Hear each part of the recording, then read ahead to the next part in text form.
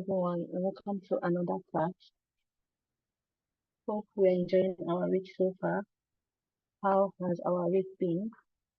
Hope we are enjoying ourselves with the new task and we are ready to learn today.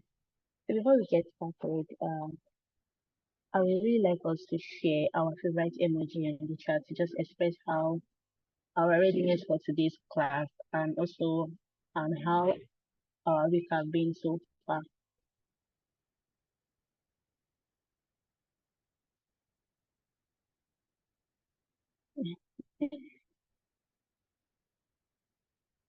It's okay. I did. But okay. Because I start looking, Andrew is cool. Okay, I'm happy that we all are happy today and we're ready to start. So in our last class, we started by understanding what prototype is. We also went ahead to do some basic animation with our Figma. So today we're going to be looking at usability testing. I'm also going to be looking at usability heuristics by Jacob Nielsen and also the 10 principles of usability heuristics. So if you're ready, please just type in the chat ready so that we can get started.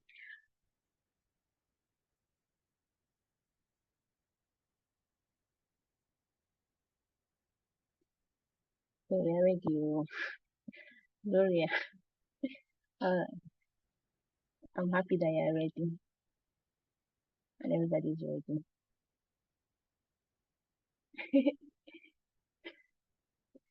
Alright, okay. So after we are done with our prototype, so the next thing for you to do under the design thinking phase process is to carry out usability testing to understand if the solution you are bringing forth is actually addressing the problem that was identified during the research and during the empathize phase. So we're going to look at textbook definition of what feasibility testing is. Feasibility testing is a method used to evaluate how easy a product is to use by testing it with real users or your target audience. We actually have different ways to carry out usability testing. It can be done physically. It can also be done remotely. Like user interview, there are steps that you need to consider when carrying out usability testing. You have to plan for the test. You also have to recruit participants. The same way you recruit participants for your interview, you now have to carry out the test and also analyze the result at the end of the day. Usability testing also involves observing your users, as they attempt to complete a particular task or a challenge. And you also be able to identify the kind of problem they encounter when they are trying to complete a particular task on your application on your website. So moving forward, we're going to quickly look at usability heuristics. What do I mean by heuristics? They're more like guidelines for ensuring user interfaces was comprehensive, straightforward, and user-friendly. So usability heuristic is a set of guidelines that helps designers to create user interface that are easy to understand and use. We actually have the person that actually came up with this usability heuristic is Jacob Nielsen in the 90s. He actually came up with the 10 principles.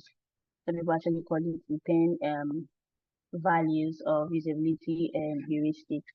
We're going to look at each of them one after the other and understand how to apply them and how to identify them on an application or a website.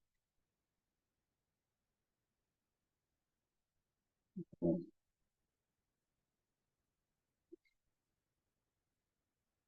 So we actually have 10 of them. You have the first one, which is visibility of system status, match between system and real world. user control and freedom, consistency and standard. Then you have error prevention. We also have recognition rather than recall. We have aesthetic design. We have help user recognize, diagnose, recover from errors, uh, help and documentation, flexibility and efficiency of use. We are going to look at each of them one after the other and understand how it's being applied and the principle what it actually states. So for visibility of system status, it actually allows the system should allow the system should always keep users informed about what is going on through appropriate feedback within a reasonable time. So for instance, when you like make a transaction, you expect like to get like a reaction, like when you send money to somebody, when you actually click the submit button on maybe your test application or when you actually add to cart, when you click on the add to cart, you actually get like a feedback.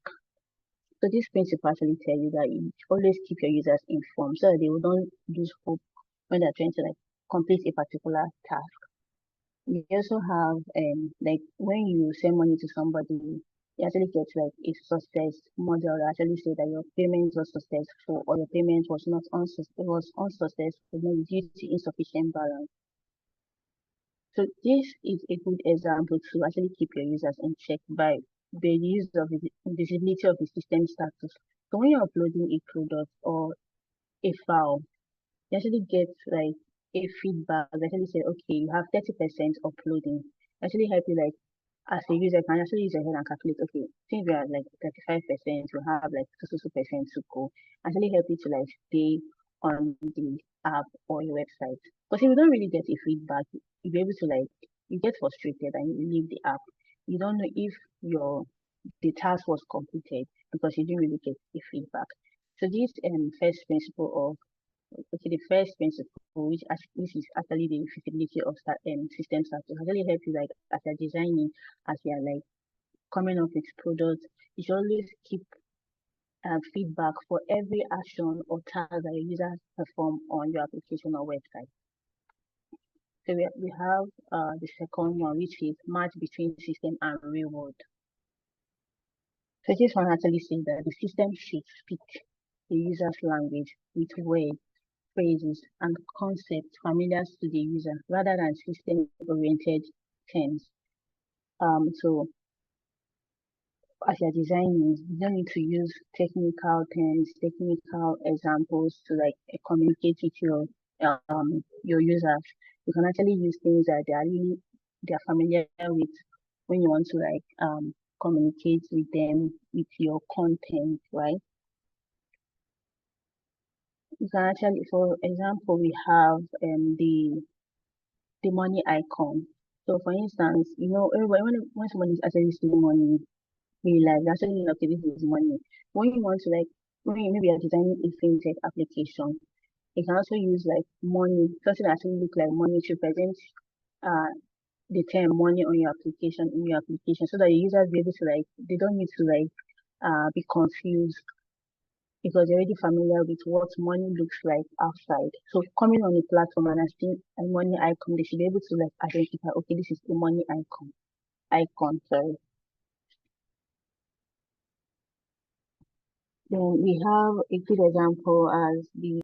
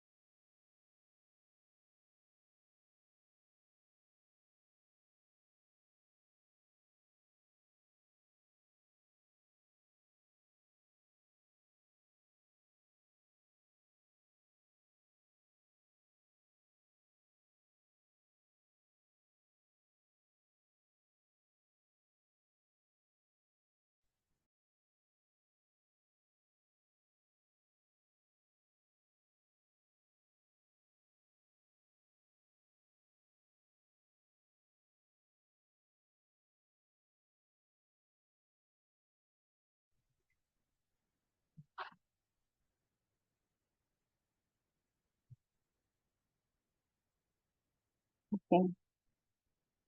Can you hear me now? Please just indicate in the chat. Okay, you can hear me now. Okay, so currently we are on the user control and freedom. Sunday, you can hear me now. The user control and freedom. I actually help users to be able to reverse their action if done by mistake. For instance, you mistakenly click on maybe exit button, you'll be able to get an arrow to take you back to the page that you are currently, or maybe when you click on logout and the system should be able to ask you if you want to really log out. They'll be able to cancel or continue to log out. So this principle actually help users users often choose system function by mistake, and we need a clearly marked emergency exit to leave the unwanted state without having to go through an extended dialogue. So that's why on applications, it's always good for you to have the exit button, the undo, the redo. Are you sure? Be able to ask users if they are sure, like you want to transfer money to you, they actually have to give you a detail of the former task that you just performed. They're asking you, this is what you want to do. Are you sure? Do you want to proceed? Then when you click on proceed, they want to keep you aware so that you don't have to do a particular thing by mistake. Then we have, this is a very good example. So this person actually wants to maybe log out. The system wants to ask, are you sure? So you have a cancel bar to actually leave, or you can actually click on never mind, or you can click on delete. I think this person wants to delete an item, yeah. So you see the system has give you possible solution to your emergency so what would I say, emergency solution, yeah. So when you perform a particular task by mistake, instead of having to worry about how to go back, some people actually close the laptop and open it again. Actually, the system has to ask you if you are sure about the particular thing that you just did. For instance, when you want to delete a photo, they will ask you if you actually want to delete this photo. You understand? So that is what the user control and freedom entails. So we have consistency and standard. So in order for you, this principle actually say that you should keep same design language throughout the system to avoid confusing your users. Before I continue, there are actually different ways to actually check the consistency and standard. We have internal consistency and we have external consistency. For internal consistency, it's actually to maintain consistency within a single product. So what do I mean by a product? For instance, um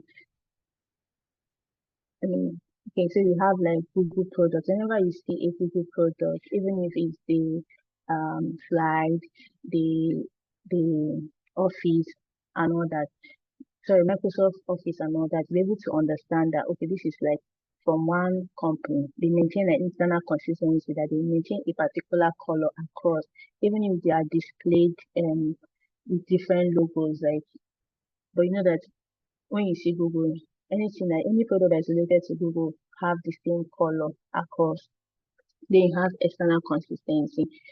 So it actually helps users to know that when you land on a website, for example, an e-commerce website like Amazon, AliExpress, and a lot of them, all the navigation, the top navigation, they're actually very similar. So that's why even if you're designing, you don't need to really go off what is already existing. You just have to stick around to what is available and work with it. That's just what the external consistency is. Then is a practical example. So this is Microsoft. The first one is actually Microsoft Word. But if you look at it, they are just maintaining the same consistency, maintaining the same layout, maintaining the same color across. This one is internal consistency. Then the second one, I think the second one is Excel here. Okay, the PowerPoint here. The PowerPoint and the third one is Excel. Looking at this is an internal consistency that has been laid out within a particular product. The color is the same, the icon used is the same. So this usability heuristic actually telling you that whenever you're designing, if you're designing for an internal product, like for example, let me say Spotify. Anytime a Spotify product is seen out there, even if it's not the main Spotify, the Spotify is from the same company. The internal consistency should be maintained. But if you're designing like a logistic app, you should be able to like maintain what is already there. Maybe you can actually improve your own and make your own release, but it should actually still remain like it's what the standard that is there, that you should actually have your navigation on top and your footer below. Then we have error prevention. It actually helps to like minimize the amount of error that users encounter.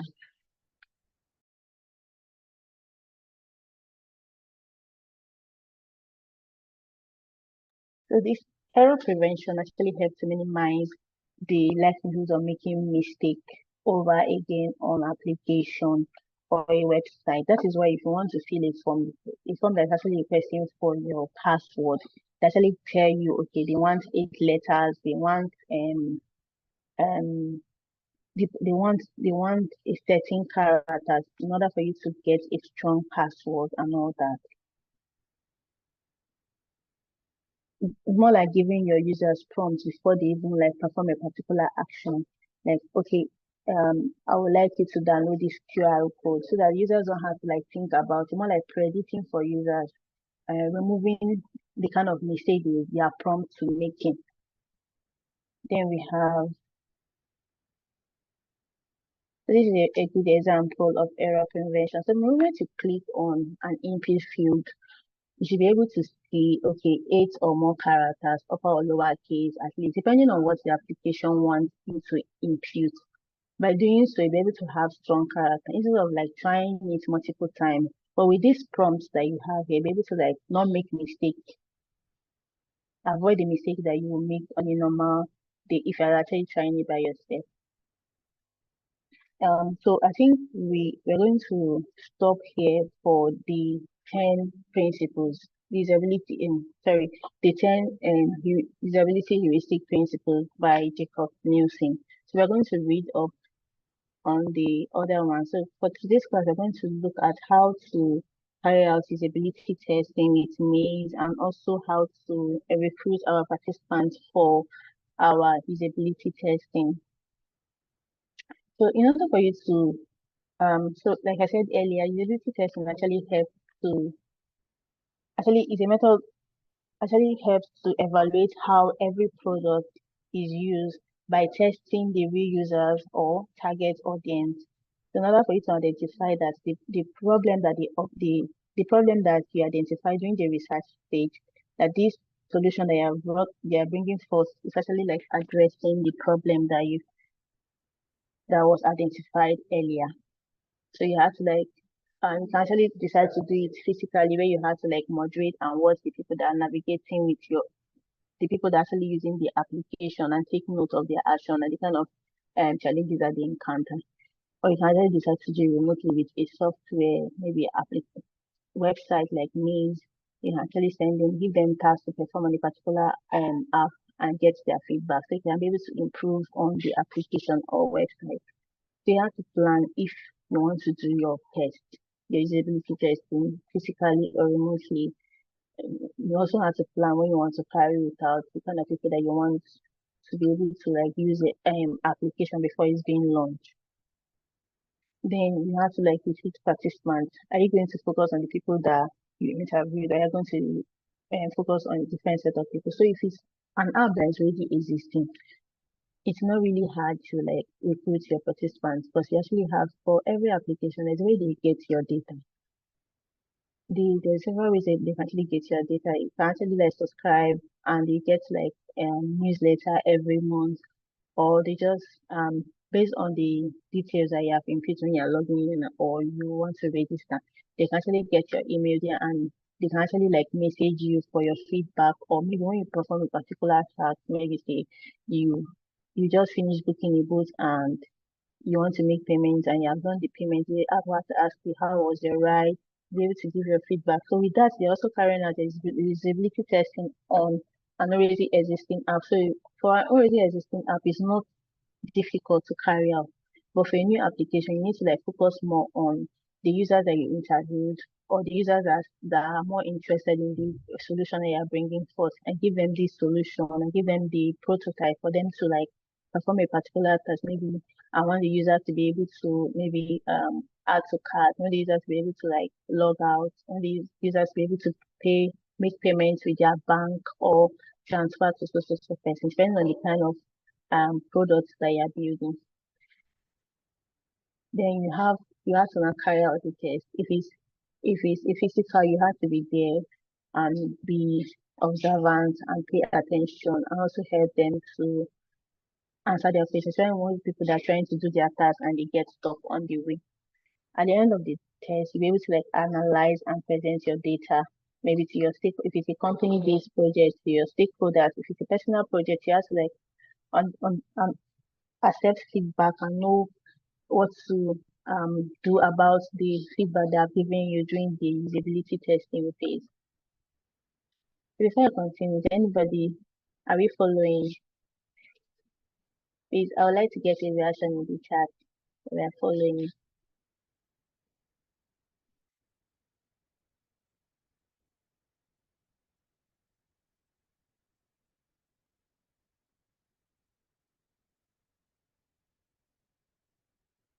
Okay, we are following. There's only one person is following. Okay, like other people are following. Okay, that's really nice. So if you have any question, you can always ask me and I'll answer you. Um, so we're going to quickly look at how to carry out a remote or online usability test with a platform called Maze. So we're just going to play around on how to come up with our usability test task for our users.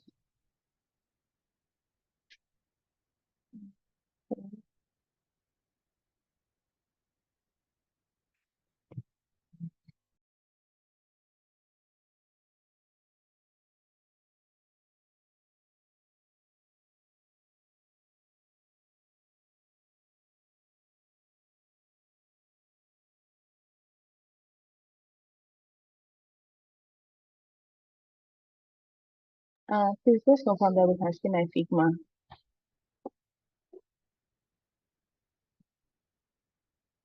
Can okay, you can see my Figma. All right, so we are good to go. So in order for you to, once you're done with your prototype, you're done with your high fidelity, and you're done with your prototype, like in our last class, we did some basic animation. We also introduced prototype. Once you actually like know how to like connect your screens and you have come up with the solution that your users want you to come up with based on the research, you have to still go back to carry out a usability test to understand to check if the solution you're bringing forth is aligning with the business goal and users need. So you don't have to like, it's not at the end of the research you relax and just design and implement. You must always go back to check if what you have come up with is actually like addressing the problem they identified in the past. So this is just a small design. I think it's not a full design. So we're going to use this for a test quickly. So our prototype this, we all know how to do our prototype, right? So our prototype this. So I would like also, once you're done with your prototype and you want to do your usability test, so the next thing you're going to do is for you to copy the prototype link by clicking here to copy the prototype link. So if you don't copy the prototype link, it will not be able to work because users cannot navigate with just a design. They get confused. That is always good for you to carry out your prototype before you be able to like do your usability testing you take. So this is the prototype. I know most of us wanna can copy the design link.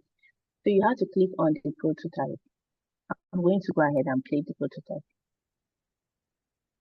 always make sure that it's a prototype link. Because if you submit the design link, you'll not be able to carry out the test. It's going to end up frustrating both you and the user. You just wait for it to load.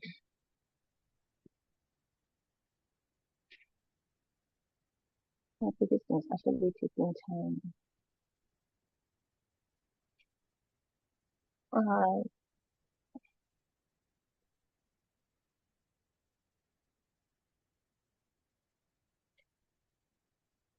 giving this answer and play it from here. Okay. Mm,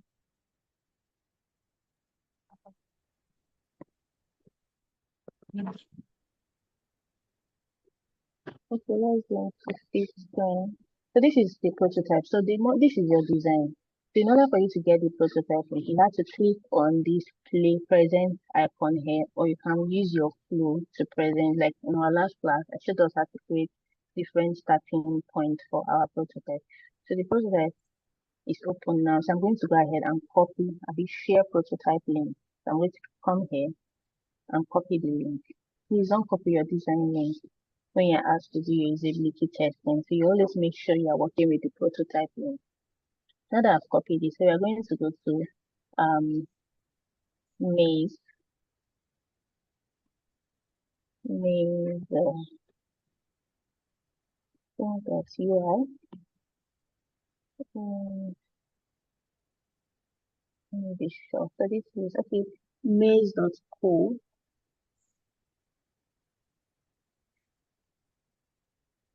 That's one they be like say she know you don't know where she do UI UX.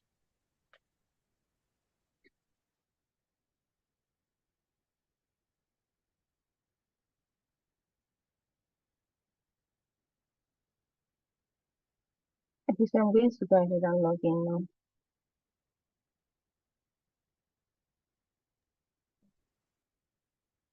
Okay, so let's log in. Mhm, log in with it. Okay.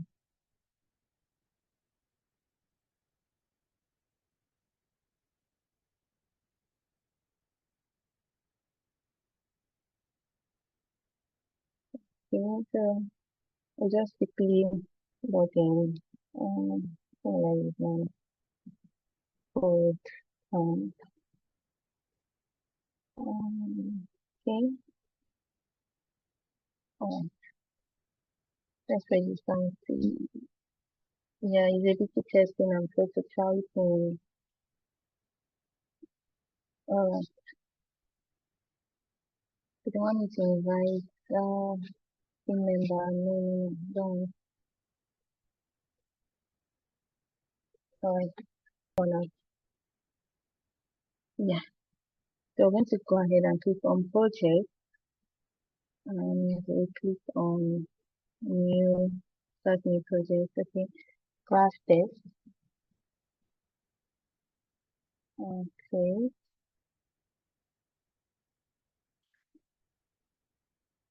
okay. I'll click on this start to use this template. Yeah. So we're going to edit this template to what we want.